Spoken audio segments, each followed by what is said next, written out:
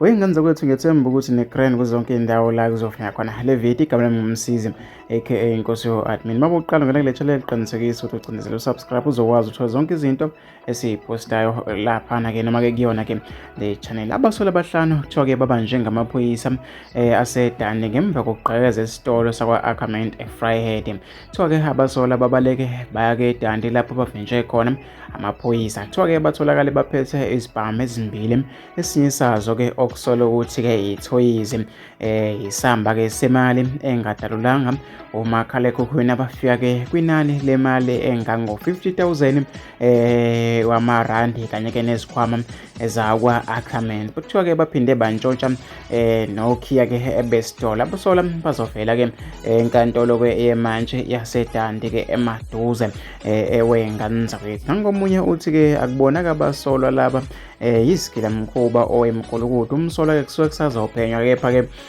kusengenzeka baphunyuke uma kungekho into ephathekayo kulapha nje lebhubha ke nommeli wenganza kwethu. Nangomunye uthi kwenzeke kahle yabanjwa ke imkhulukudu sibonga umsebenzi ke wamaphoyisa. Nangomunye uthi hayi mani bayafosa laba ngayokweba ke ufake noma ke izikhindi bebephushwa ke insango nje ivale mfana wenganza kwethu. Hayi ke mina sengifisa ukuthi ngizuvo lakho noma ubona ukuthi ngicabanga ngani ke ngalo daba hlangana bami e-comment section.